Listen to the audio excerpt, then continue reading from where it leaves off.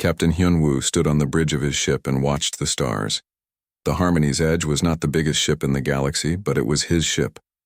For 3 years he had taken this vessel to alien worlds. For 3 years he had smiled and bowed to creatures who looked down on humans. His uniform was clean and pressed. His hair was cut short in the military style. His hands were steady as he held the morning reports. But his eyes held something the aliens had never bothered to notice. His eyes held the patience of a predator. The ship moved through space toward Nexus Prime. This was the capital world of the Galactic Trade Consortium. Here the alien races made their deals and decided who could trade with whom. Here humans came to beg for scraps from the alien table. Hyunwoo walked to the observation deck. Through the thick glass he could see the massive space station that orbited Nexus Prime. It was 10 times bigger than any human station. The aliens had built it to show their power. They wanted everyone to know who ruled the galaxy. Lieutenant Dong-hyun approached with quiet steps. He was young, but his eyes were sharp. He had been watching the alien patrol ships for the last hour. He had been counting their weapons and noting their flight patterns. "Captain," Dong-hyun said in a low voice, "the Velthari ships are moving. In Formation 7. They think we cannot see their targeting systems." Hyunwoo nodded. The Velthari were tall blue creatures with 6 arms. They thought they were the strongest race in the galaxy. They thought humans were weak and stupid. They had never bothered to learn that humans were very good at watching and learning. "Let them think what they want," Hyunwoo said. "Soon they will learn the truth." On the planet below, Ambassador So-young sat in a conference room. The room was huge and cold. The ceiling was so high that human voices seemed small inside it. The alien delegates sat on platforms that made them look down on the human table. So-young was 40 years old and had been a diplomat for 15 years. She had learned to speak 12 alien languages. She had learned their customs and their ways of thinking. She had also learned to hate their arrogance. The Velthari delegate spoke first. His name was impossible for human tongues to say so. So-young called him Blue Six in her mind. Blue Six was 8 feet tall, and his skin was the color of deep ocean water. His 6 arms moved as he talked, and his voice was like rocks grinding together. "The human colonies are expanding too quickly," Blue Six said. "You take worlds that are not yours to take. You build where you should not build." So-young kept her face calm. She had practiced this expression in the mirror every morning for 3 years. She looked grateful and humble. She looked like someone who needed help from her betters. "Honorable delegate," she said in perfect Veltari, "we only seek to feed our people. We take only empty worlds. We build only what we need." The Keth delegate laughed. The Keth were green and had too many teeth. They were traders who thought everything could be bought and sold. They thought humans were useful for carrying heavy things and mining dangerous materials. "Empty worlds," the Keth said. "You humans see a world with no cities and think it is empty. You do not understand that some worlds are saved for future use." So-young bowed her head. "We are still learning the ways of galactic civilization. We hope our new friends will teach us." The aliens smiled at this. They liked being called teachers. They liked feeling superior to the primitive humans who had only just learned to travel between stars. Far from the conference room, Commander Taemin worked in his laboratory. The laboratory was hidden deep inside the research vessel, Quiet Thunder.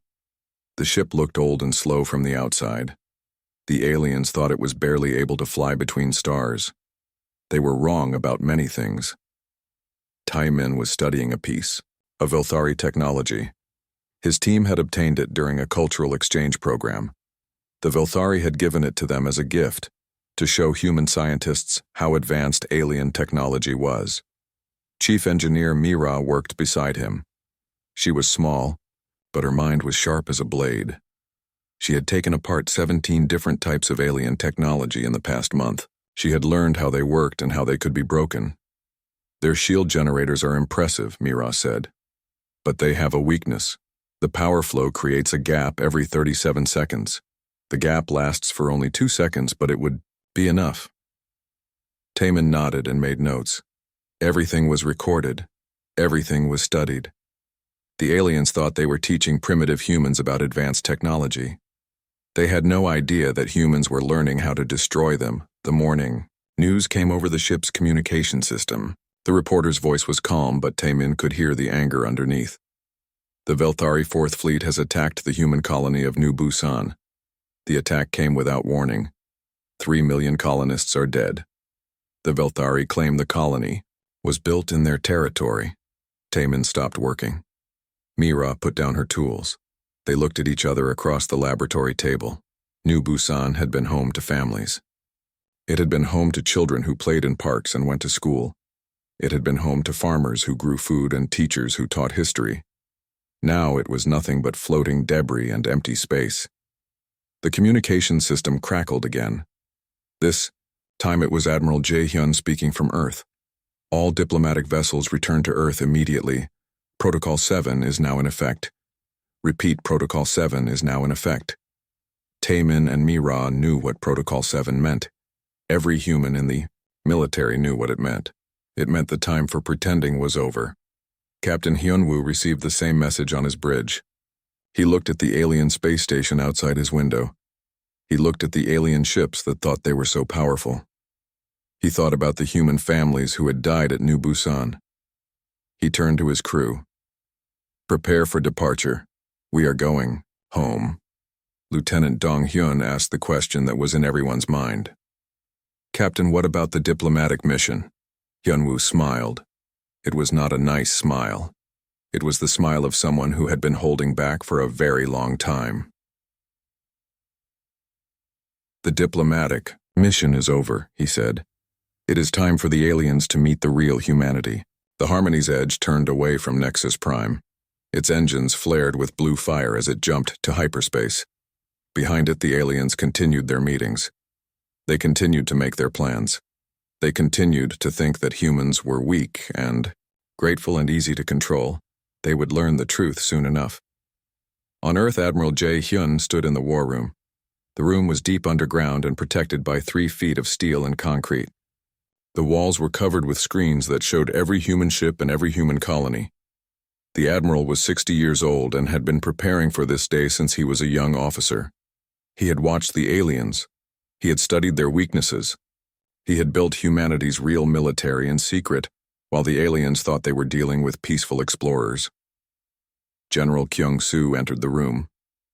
He was followed by Director Hyejin and Dr. Seung-ho. These were the people who really ran humanity's defense. They were the people the aliens had never bothered to learn about.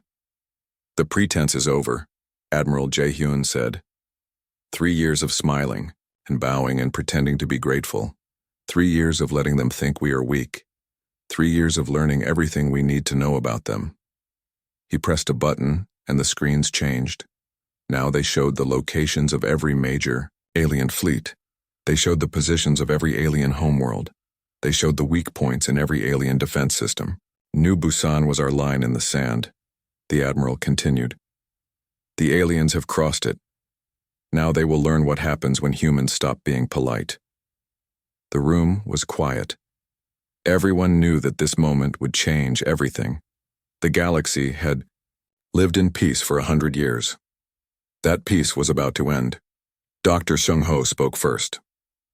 The biological samples we collected during the cultural exchanges are ready. We know how their immune systems work. We know their genetic weaknesses. Director Hyejin nodded.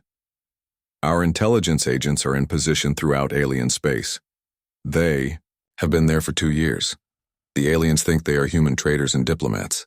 General Kyung-soo smiled. Our real military is ready. The aliens think our ships are slow and weak. They have never seen our true capabilities. Admiral Jae-hyun looked at each of them. These were the people who would lead humanity into its first galactic war. These were the people who would show the aliens what humans were really capable of. Send the message to all human ships, he said. The time for courtesy is over. Across human space, the message was received. In hidden bases that the aliens had never suspected, human soldiers prepared for war. In laboratories that looked like research stations, human scientists loaded biological weapons into delivery systems. In space stations that appeared to be trade centers, human fleets powered up their real weapons. For 3 years, humanity had played the role of grateful newcomers. For 3 years, they had let the aliens think they were superior. For 3 years, they had been preparing for this moment. The aliens had made their choice when they destroyed New Busan. Now they would live with the consequences. The real war was about to begin. Admiral Jae-hyun stood in the Global Defense Council chamber on Earth. The room was carved from solid rock deep beneath the mountains of Korea. The walls were lined with screens showing star maps and fleet positions. This was where humanity's real leaders had been meeting in secret for 5 years. The admiral was tall and thin with gray hair cut military short. His uniform bore no decorations that the aliens would recognize, but every human military officer knew the small metal pin on his collar. It marked him as one of the architects, the people who had planned humanity's real entry into galactic politics. President Eun-ji entered the chamber through a hidden door. She was 50 years old and had been leading Earth's shadow government since the first contact with alien races. The aliens thought she was just another human politician making speeches about peace and friendship. They had no idea she had been a military strategist before entering politics. "The ships are returning," she said. "All diplomatic vessels are en route to Earth. The aliens think we are running scared." General Kyung-soo laughed. He was a big man with scarred hands from his years as a combat engineer. "Let them think what they want. Fear makes people stupid. Director." Hae-jin opened her briefing folder. She was the head of human intelligence operations, but the aliens thought she ran a cultural exchange program. For 3 years, she had been sending agents to every major alien world under the cover of students and researchers. "Our people are in position," she said. "We have observers on 47 alien worlds. We have infiltrated 32 alien military bases. We have complete genetic samples from all major alien species." Dr. Shung-ho nodded from his seat at the table. He was the head of xenobiology research, and the aliens thought he was fascinated by their superior alien science. They had no idea. He had been developing weapons specifically designed to target alien biology. "The bioweapons are ready," he said.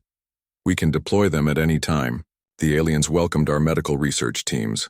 They never suspected we were mapping their immune systems. Admiral Jae-hyun activated the main display screen. It showed the galaxy with human space marked in blue and alien territories in red. But there were also tiny green dots scattered throughout alien space. Each dot represented a human agent or hidden facility. "For 3 years we have been preparing," the admiral said. "The aliens saw primitive humans begging for trade agreements. They never saw us building an intelligence network that reaches into every corner of their space." President Yoon-ji touched a control, and the display changed. Now it showed ship movements throughout the galaxy. Human ships were marked in blue. They appeared to be scattered and weak. But the president knew the truth. "Captain Ji-hoon report," she said. The main screen flickered, and Captain Ji-hoon appeared. He was broadcasting from the bridge of the Silent Reaper somewhere in deep space. Behind him, his crew worked at stations filled with equipment the aliens had never seen.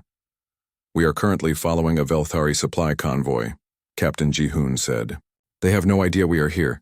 Their sensors cannot detect our stealth systems." Lieutenant Yoo-jin appeared beside the captain. She was young, but her eyes were hard with anger. Her brother had died at New Busan, along with his wife and 2 children. Their escort ships are using standard defensive patterns, she reported. "We have identified 7 weak points in their formation. We could destroy the entire convoy in less than 4 minutes." Sergeant Woo-sung stepped into view. He was the ship's marine commander and had been studying alien boarding procedures for 2 years. "Their marines are poorly trained," he said. "They rely on superior numbers and advanced weapons. They have no experience fighting enemies who are smarter than they are." Admiral Jae-hyun nodded. "Continue monitoring, but do not engage. We are not ready to show our hand yet." The transmission ended and the room was quiet for a moment. Everyone knew they were looking at the beginning of something that would change the galaxy forever. Director Hae-jin spoke first. "Our agents report that the aliens are celebrating the attack on New Busan. They think they have taught humanity a lesson about knowing our place." Dr. Shung-ho smiled. It was not a pleasant expression. "They have no idea what lesson they have actually taught us." The president activated another screen. This one showed Ambassador So Young in a conference room on Nexus Prime. She was still meeting with alien delegates, but something had changed in her manner. Ambassador So Young sat across from the same alien delegates she had been dealing with for 3 years. But now she was different. Her voice was still polite, but there was steel underneath her words. The attack on New Busan was unprovoked, she said. 3 million innocent people died. Blue Six, the Velthari delegate, waved his 6 arms dismissively. They were in territory that belongs to the Velthari Empire. They should have asked permission before building their colony. They did ask permission, So Young replied. They followed all proper procedures. They received approval from the Galactic Trade Consortium. The Keith delegate showed his too many teeth in what might have been a smile. Mistakes happen. Perhaps humans should be more careful about where they build their homes. So Young stared at the Keith delegate for a long moment. The aliens had grown, used to humans looking down when challenged. They had grown used to humans apologizing and backing down. They did not recognize the look in So Young's eyes. Yes, she said quietly. Mistakes do happen. And people who make mistakes usually regret them. The aliens laughed at this. They thought it was empty human posturing. They thought So Young was making threats she could not back up. They were wrong about that too. Back on Earth, Dr. In-suk was working in her laboratory. The laboratory was hidden beneath a medical research facility that the aliens knew about. They thought it was where humans studied alien diseases to protect themselves from infection. They were partially right about that. Dr. In-suk was studying alien genetic samples collected during 3 years of medical exchanges. Every time an alien diplomat had shaken hands with a human representative, a small sample had been collected. Every time aliens had shared meals with humans, their saliva had been analyzed. Every time alien students had used human facilities, their hair and skin cells had been saved. The aliens thought they were being generous by sharing their superior biology with primitive humans. They had no idea they were giving humanity the tools to destroy them. Dr. In-suk looked at the latest test results. The bioweapon she had developed was perfect.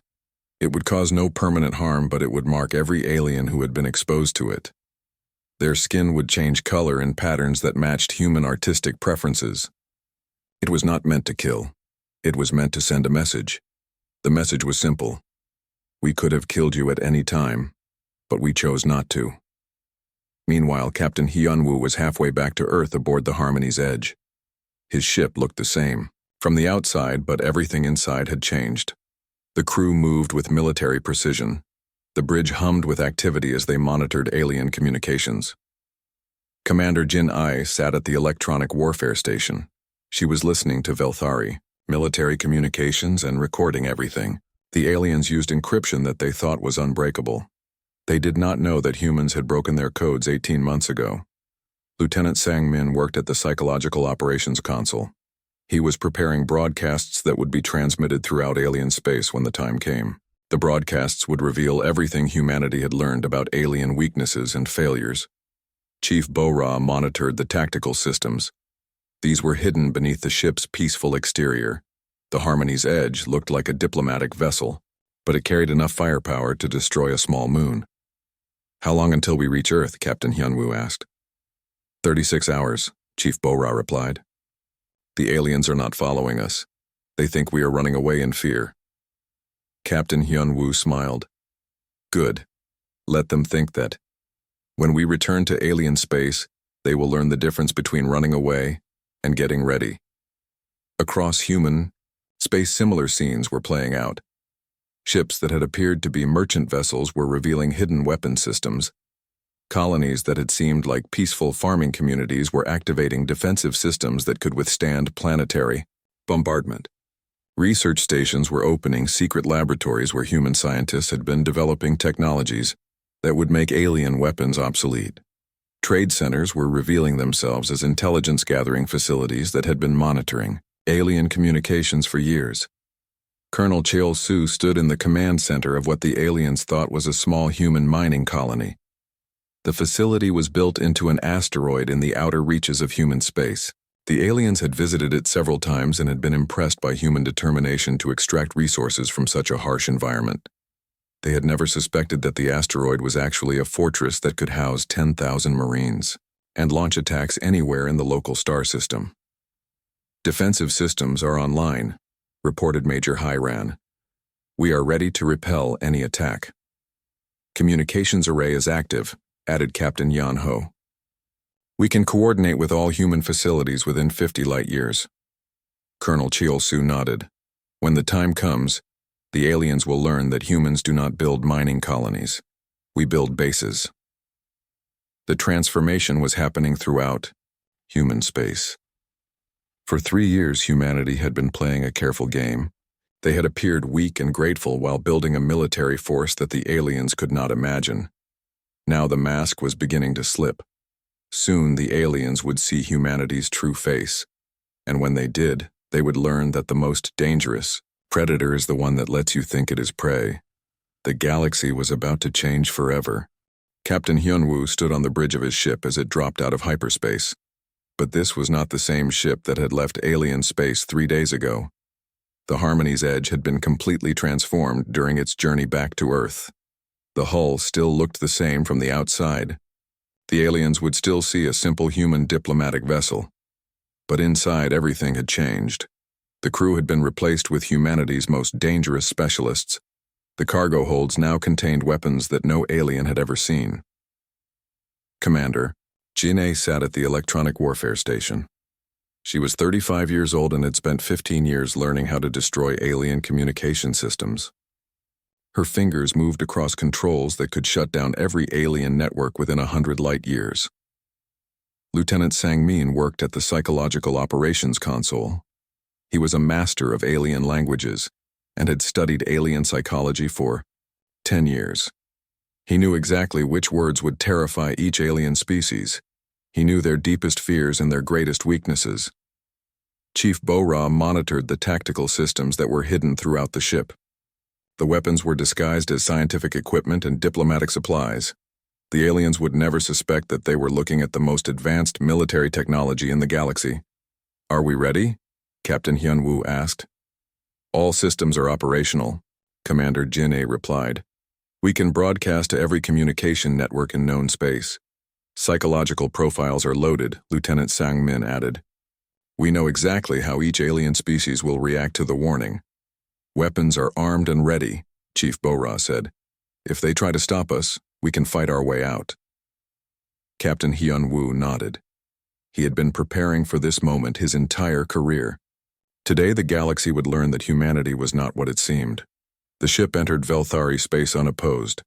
The alien patrol ships recognized the Harmony's Edge as a diplomatic vessel and allowed it to pass. They had no idea they were letting Earth's most dangerous weapon into the heart of their territory. On Earth, President Yoon-ji stood in the Global Communication Center. This was the most secure facility on the planet. From here she could speak to every human in the galaxy. From here she could also speak to every alien if she chose to. Today she chose to. The president was wearing her formal uniform for the first time in 3 years. The aliens had only seen her in civilian clothes during diplomatic meetings. They had thought she was just another human politician making speeches about peace and cooperation. They were about to learn the truth.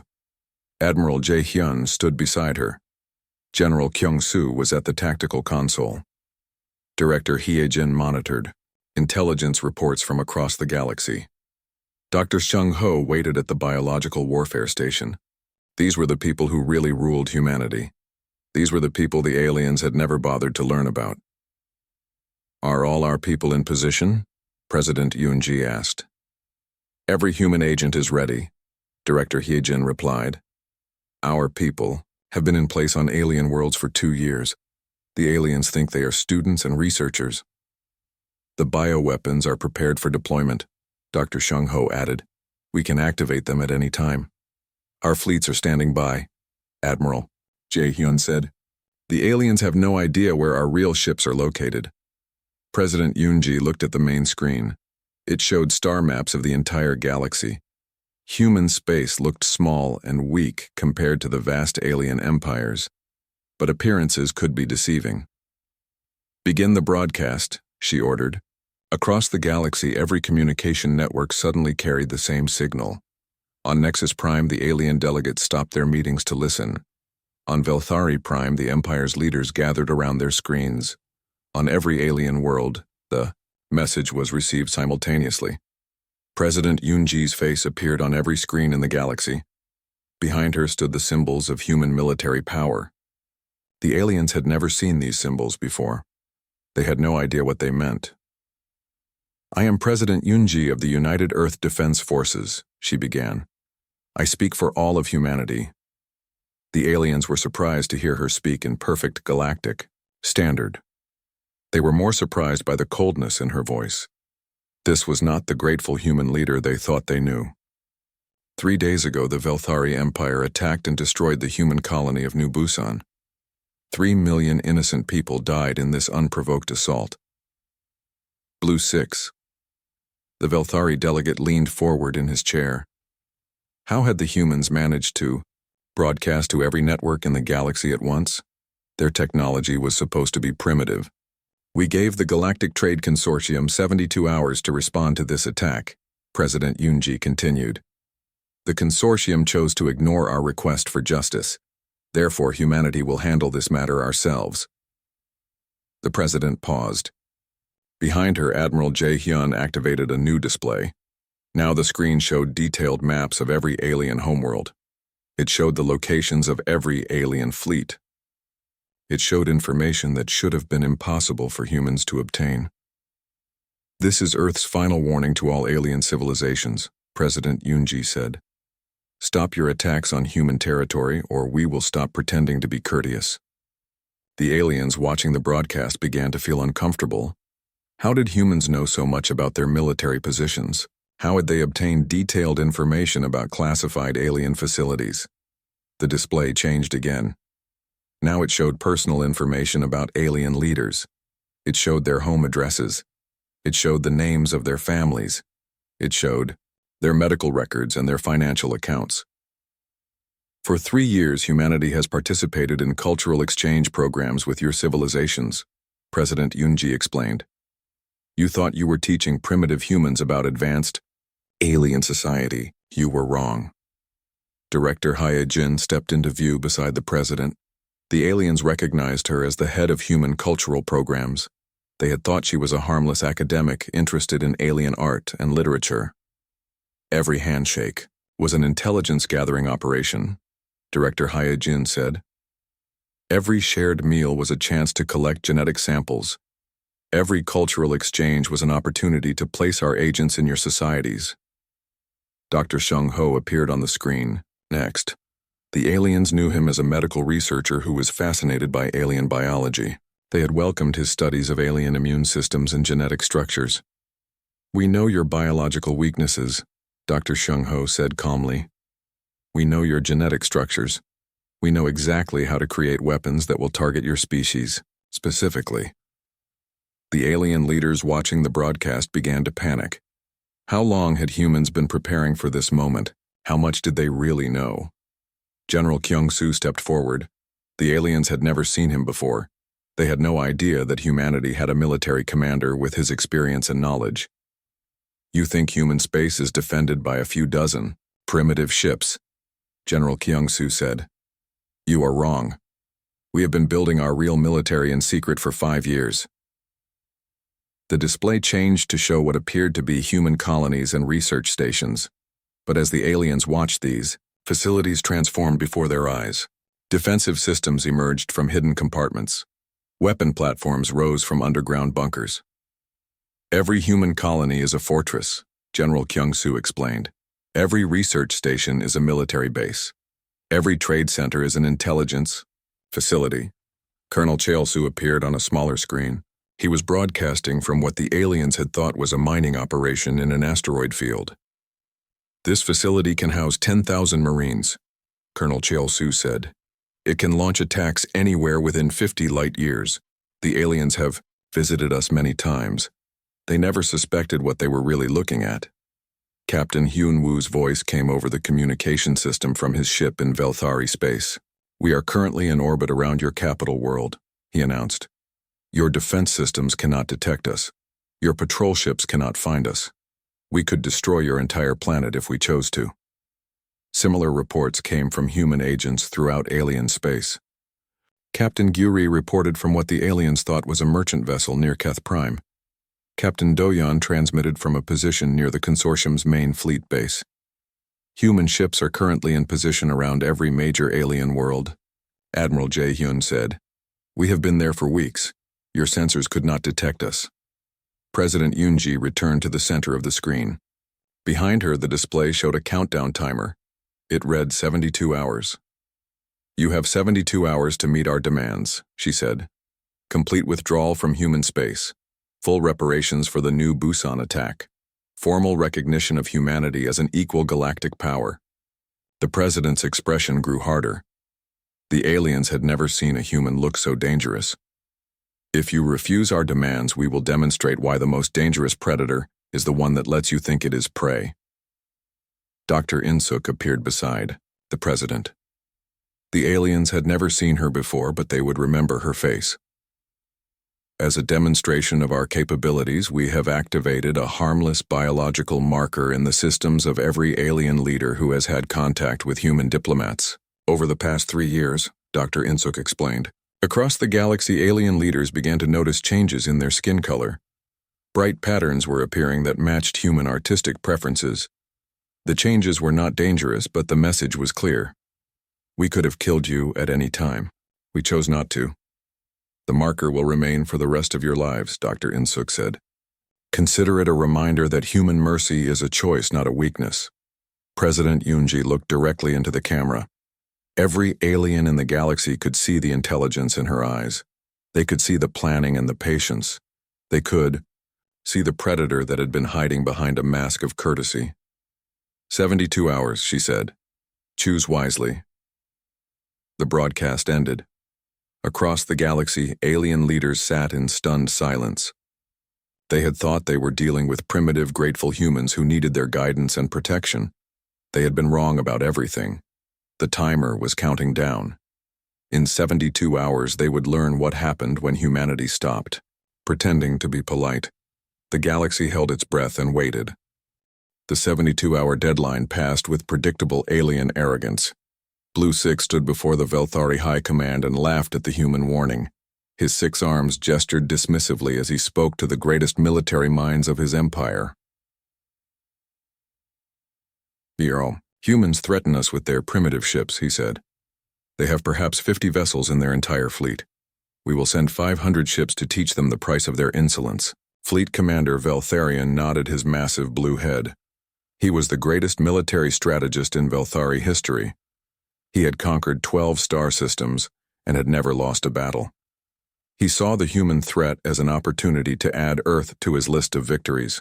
Assemble the Third Punishment Fleet, Veltharion ordered. We will destroy their homeworld and sell the survivors as slaves. The galaxy will see what happens to species that challenge Velthari supremacy. The Velthari fleet that assembled was magnificent by any standard. 500 warships ranging from massive dreadnoughts to swift attack cruisers. Each ship was armed with weapons that could shatter planets. Each crew was trained in the art of conquest and domination. They had never faced humans in real combat. They were about to learn the difference between conquest and war. Commander Minho stood on the bridge of the human battleship Terra's Fury. Around him, his crew worked with calm efficiency. They had been training for this moment for 5 years. They knew exactly what they were facing and exactly how to destroy it. The first human battle group consisted of only 50 ships. To alien eyes, they looked small and primitive. The hulls were a dull gray color that seemed to absorb light.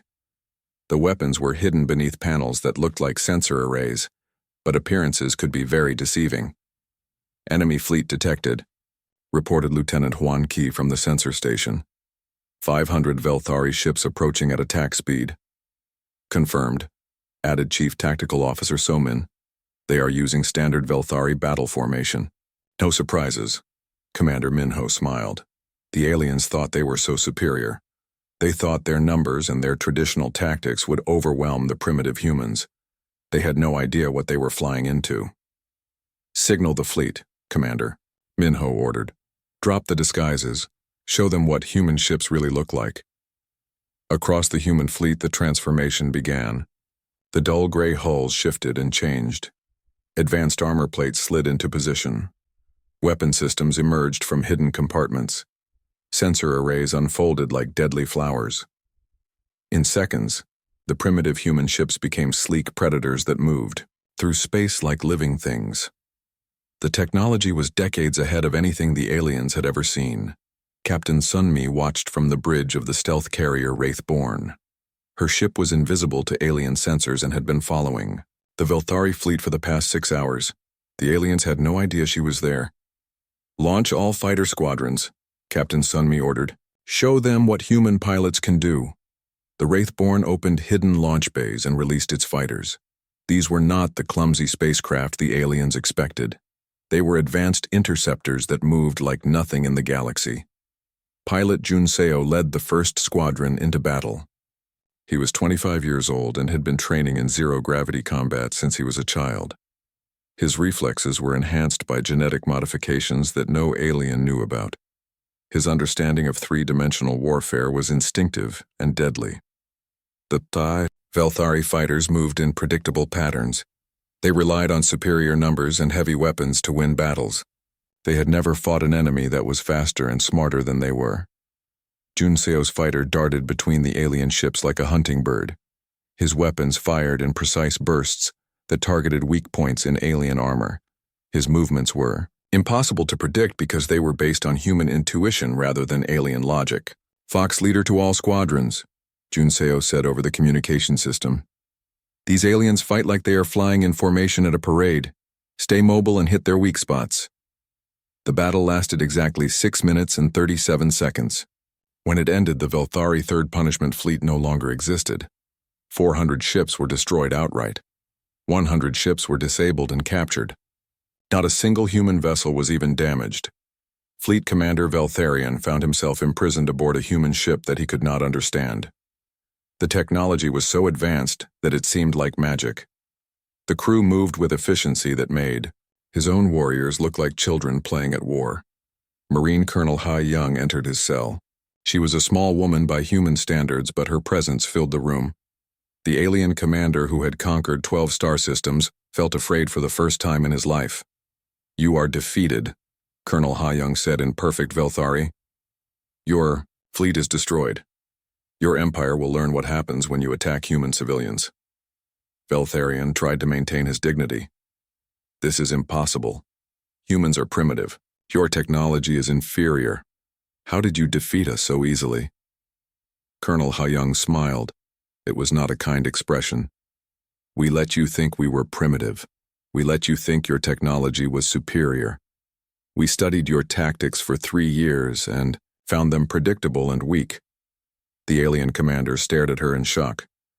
"You have been planning this since first contact." "We have been planning this since we learned that aliens existed," Colonel Ha Young replied. "Humans do not make the same mistakes twice. When we learned about galactic civilization, we prepared for the possibility that it would try to destroy us." Back on Earth, Dr. Shung Ho was watching the results of his biological research program. Across alien space, every leader who had participated in cultural exchanges with humans was experiencing the effects of the harmless marker virus. The Keith Supreme Trader's green skin now displayed bright red and blue patterns. The consortium chancellor's gray hide showed artistic designs in gold and silver. On 47 alien worlds, the most powerful beings in the galaxy were marked with human artistic preferences. The message was spreading through alien communication networks. If humans could mark their leaders with harmless viruses, they could just as easily have killed them with deadly ones. Every alien who saw the marked leaders understood that humanity had shown remarkable restraint. Dr. In Suk monitored the psychological effects from her laboratory on Earth. The aliens were beginning to understand that they had been completely at human mercy for 3 years.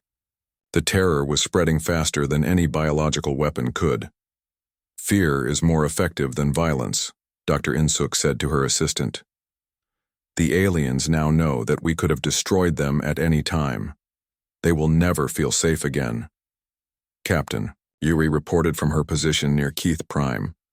Her ship appeared to be a simple human merchant vessel, But it was actually one of the most advanced intelligence platforms in the galaxy. The Keth military is in complete panic, she transmitted to Earth. They are trying to recall all their fleets, but they do not know where the human ships are. They cannot defend against an enemy they cannot detect. Similar reports came from human agents throughout alien space. The careful intelligence network that humanity had built over 3 years was now providing real-time information about alien military movements and government decisions. Director Hai Jin sat in the Global Intelligence Center and watched as alien civilizations struggled to understand what had happened. Their military leaders were demanding information that their intelligence services could not provide. They want to know how many human ships there really are, she said to Admiral Jae-hyun. They want to know where our real bases are located. They want to know how we developed such advanced technology. Admiral Jae-hyun smiled. Let them wonder. Fear of the unknown is more powerful than fear of the known.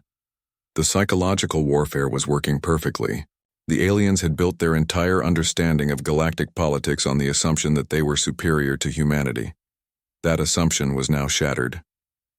President Yoon-ji received reports from across human space. The transformation was complete. Every human facility had revealed its true nature. Every human ship had dropped its disguise. Every human agent had activated their real mission. The aliens thought they were dealing with grateful primitives, President Yoon-ji said to the Global Defense Council. They never imagined they were facing the most patient and methodical military planners in galactic history. General Kyung-soo activated the strategic display. It showed the current positions of all human military forces.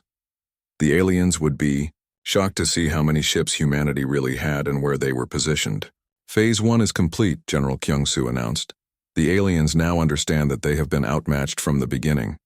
Phase 2 will show them the consequences of their arrogance. Across the galaxy, alien governments were holding emergency meetings. Their military experts were trying to develop strategies for fighting an enemy they did not understand. Their intelligence agencies were struggling to gather information about human capabilities. But it was too late for strategies and intelligence gathering. Humanity had been preparing for this moment since first contact. The aliens were trying to catch up to plans that were already 5 years in the making. The pretense was over. The galaxy was about to learn what humans were really capable of when they stopped being polite. And the lesson was going to be unforgettable. Fleet Admiral Young Mi stood on the bridge of her flagship as it entered orbit around Nexus Prime. The Terra's Wrath was no longer disguised as a simple human vessel. Its true form was magnificent and terrifying. The ship was 3 kilometers long and bristled with weapons that no alien had ever imagined. Behind the flagship came the rest of the human Grand Fleet, 200 ships that had been hidden throughout the galaxy for the past 2 years. The aliens had never suspected that humanity possessed such a massive military force. Lieutenant Tae-kyung worked at the Cyber Warfare Station. He was 28 years old and had spent 5 years learning how to break alien computer systems. His fingers moved across controls that were connected to every network on Nexus Prime. Their defense grid is completely under our control, Lieutenant Tae-kyung reported. We have been inside their systems for 18 months. They never knew we were there. Admiral Young Mi nodded. The aliens had thought their planetary defenses were impregnable. They had never considered that the helpful human technicians who had assisted with system upgrades were actually intelligence agents. Disable all weapons, Admiral Young Mi ordered. Show them that we could have destroyed their capital at any time. Across Nexus Prime, the massive defense platforms went silent. The orbital weapon stations stopped functioning. The planetary shield generators shut down. The most defended world in the galaxy was suddenly helpless. In the emergency session of the Galactic Trade Consortium, panic filled the Great Assembly Hall. Alien delegates who had spent 3 years looking down on humanity now stared at the screens showing human ships in orbit above their heads. Blue 6, the Velthari delegate, was no longer arrogant. His 6 arms shook as he tried to understand how completely his empire had been defeated.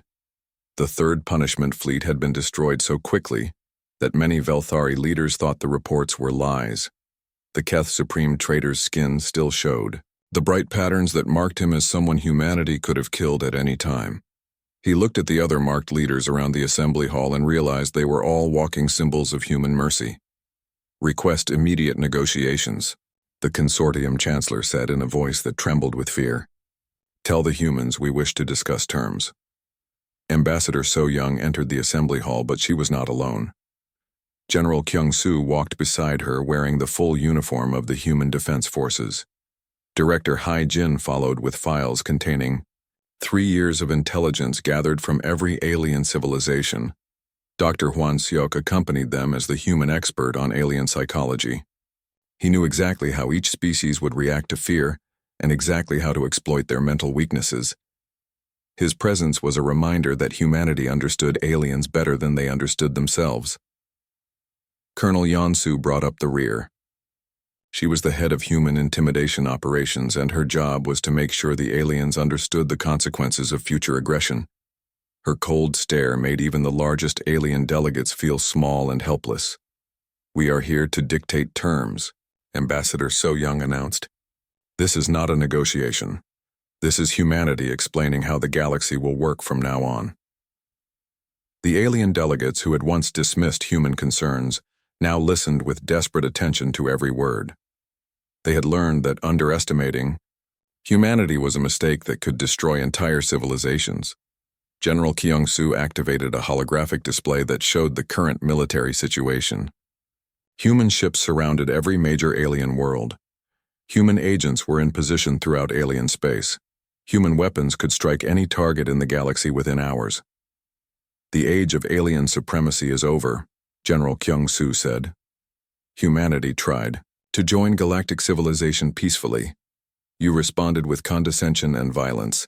Now you will learn to live in a galaxy where humans are equals." Dr. Hwan Seok stepped forward. The aliens recognized him as the researcher who had studied their psychology for 3 years. They had thought he was fascinated by their superior alien minds. They now realized he had been mapping their weaknesses. "You made the mistake of thinking that courtesy was weakness," Dr. Hwan Seok explained. "You assumed that because humans asked politely they had no other options. You were wrong about everything." Director Hee-jin opened her files and began reading from intelligence reports that should have been impossible for humans to obtain. She knew the personal details of every alien leader. She knew their military secrets and their economic weaknesses. "We know which Velthari commanders are stealing from military budgets," she said. "We know which Keth traders are cheating their partners. We know which consortium officials are taking bribes." The alien delegates shifted uncomfortably in their seats. How long had humans been watching them? How much did humanity really know about their personal lives and secret activities? Colonel Yeon-soo spoke next. Her voice was quiet, but every alien in the assembly hall could hear the threat beneath her words. "The biological markers in your leaders will remain for life," she said. "Every time you look at them, you will remember that human mercy is a choice, not an obligation. If you attack human civilians again, there will be no mercy." Ambassador So Young returned to the center of the hall. The aliens remembered when she had stood in this same place 3 years ago, asking humbly for trade agreements. Now she was dictating terms to the entire galaxy. "Our demands are simple," she said. "Complete withdrawal from all human territory. Full reparations for the New Busan colony, including compensation for every life lost. Formal recognition of humanity as a major galactic power with equal voting rights in all galactic institutions." The consortium chancellor tried to object. "The reparations you demand would bankrupt the Velthari Empire. Surely we can negotiate a smaller amount." General Kyung-soo smiled. It was not a friendly expression. The Velthari Empire should have considered the cost before they murdered 3 million innocent people. The amount is not negotiable. Director, Hee-jin added her own threat. "We have detailed files on Velthari war crimes dating back 200 years. If the Empire cannot pay reparations, we will release these files to every news network in the galaxy." Dr. Hwan Seok explained the psychology behind the demand. "Payment of reparations will serve as a permanent reminder that actions have consequences. Every credit the Velthari pay will reinforce the lesson that humanity cannot be attacked without cost. The alien delegates realized they had no choice. Human ships controlled their orbital space. Human agents knew their secrets. Human weapons could destroy their worlds. The galaxy had changed and they were no longer in control. "We accept your terms," the consortium chancellor said. "Humanity will be granted equal status in all galactic institutions. The Velthari Empire will pay full reparations for the new Busan attack." Captain Doyon reported from her position in orbit around Velthari Prime. Her ship had been there for 3 weeks, but the aliens had only just learned of its presence. "Velthari Military Command is ordering complete withdrawal from human spacewalk," she transmitted. "Their fleets are retreating to defensive positions around their core worlds." Similar reports came from human commanders throughout the galaxy. Admiral Byung-ho confirmed that alien fleets were avoiding human territory. Captain Yun-su reported that alien governments were requesting permission before sending ships near human space. The transformation was complete.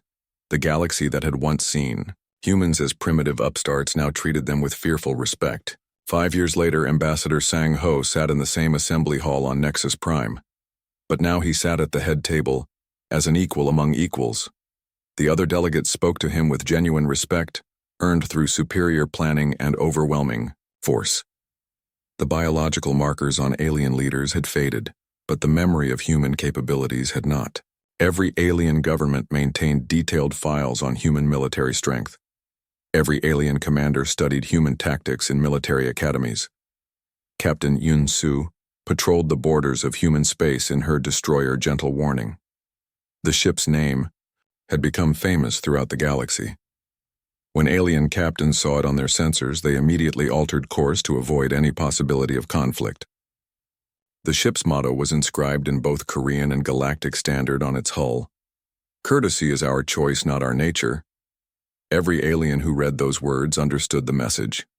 Humanity had chosen to be polite for 3 years. They had also chosen to stop being polite when politeness failed.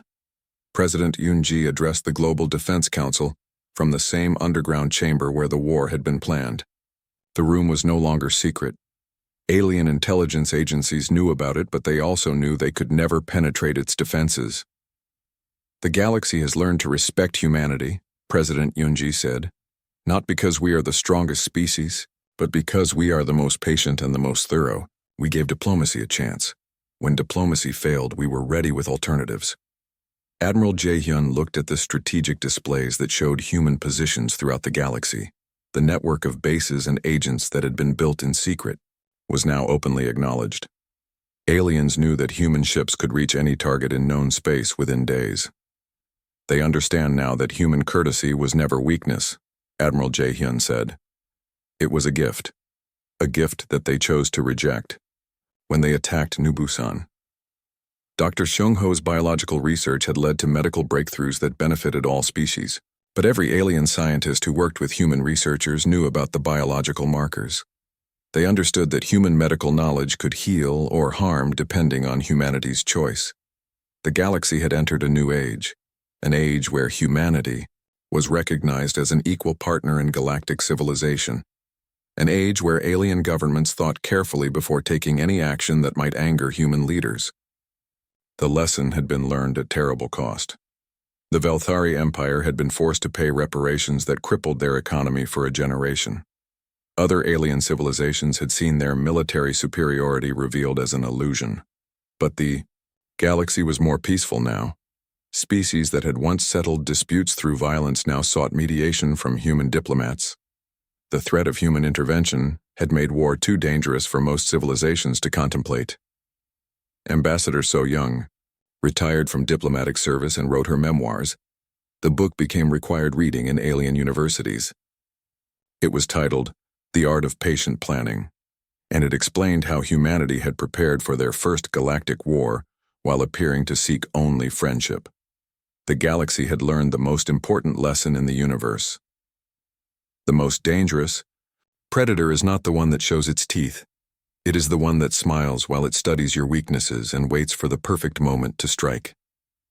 Humanity had stopped pretending to be courteous, and the galaxy was better for it.